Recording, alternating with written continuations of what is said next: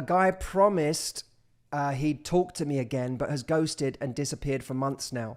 How do I stop feeling defeated and move on after someone leaves me clinging onto their words like that? Look, no one can leave you clinging onto their words. Never, ever, ever give someone else that power over you. Never give someone that responsibility of giving you closure. Closure is overrated. You're sitting there months later waiting for closure. No, don't ever wait for closure from anyone else, because you may never get it. You may waste your entire life waiting for closure from someone. Why did they do that? Why would they just disappear? Why would they break my heart? Why did they do what they did? Even though they said that they had completely different intentions, why did they do this instead? Never, ever wait for somebody else's closure. What you have to do is give yourself closure. Give yourself that closure. You know what? The only closure I need is that in this particular case, a guy promised that he'll see me again and then didn't.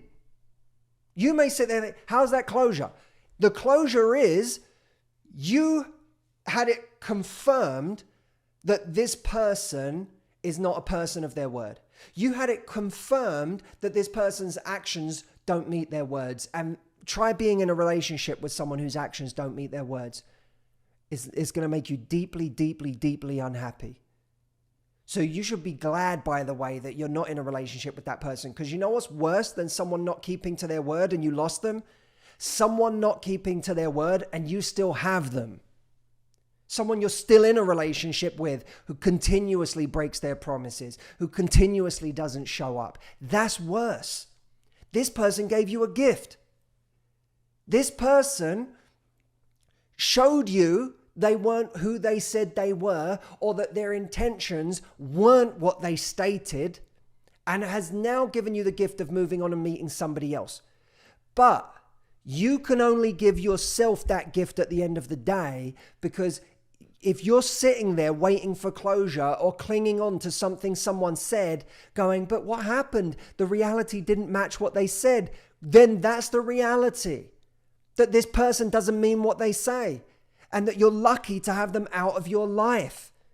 Anytime for anyone out there, anytime someone ghosts you, anytime someone doesn't show up for you, that is a form of closure. People are always showing you who they are. You know, Maya Angelou said, when someone tells you who they are, listen.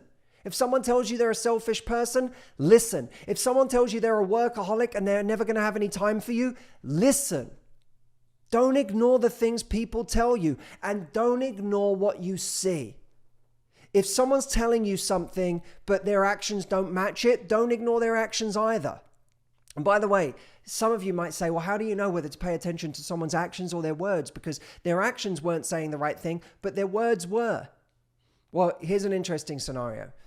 Imagine that, well, firstly, when someone is telling you lots of lovely things, but their actions don't match that, it's their actions you should pay attention to, right? I'll repeat this because I'm about to flip it. So watch this. You're going to remember this for the rest of your life. It's really, really fascinating. If someone is telling you, I love you, I want you, this, that, blah, blah, blah, but they're not actually investing in you, watch their actions, not their words, because their actions matter more. But what about the situation where someone is doing all of the right things, where they're almost like playing as if they're your boyfriend, showing up, spending time with you, doing all of these things that you would think someone would do if they were really into you, but they tell you, I don't want a relationship. You may say, Matt, what do I do in that scenario? Their actions say all of the right things, but their words say the wrong things. You said pay attention to their actions, not their words, but their actions say the right things. Here's the caveat, okay? I want you to remember this rule, because it may sound a little complicated. It's not. It's very simple. Pay attention to someone's actions more than their words, unless they're telling you something that is inconvenient for them to say.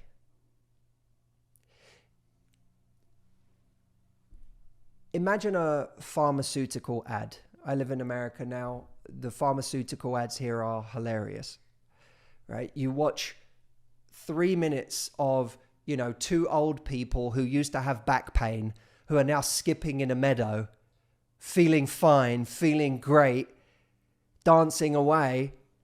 And it tells you about all the ways this pill rid them of their back pain, right? At the end, though, as quickly as they can possibly say it, they tell you all of the ways that this pill is going to make you depressed and unhappy, how it's going to give you suicidal tendencies, how it might create a massive rash all over your body, how you're going to have constant nausea, all of these things that the pill might do to you. It says very quickly at the end. And a pharmaceutical ad wouldn't say them unless it had to. It says those things because it has to say them. Not because they want to, but because it has to say them. Not because it's convenient, but because that's the liability waiver, right? That, in a relationship, when someone is playing your boyfriend, but at the same time telling you, I just really don't want a relationship, that's like the disclaimer at the end of a pharmaceutical ad.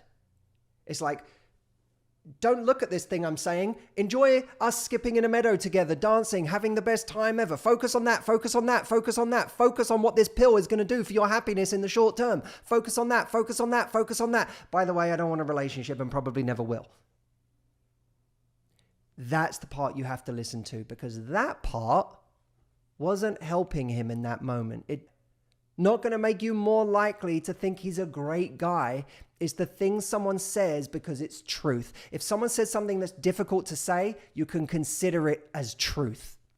If someone tells you what you want to hear, that's when you have to watch their actions to see if their actions actually back them up.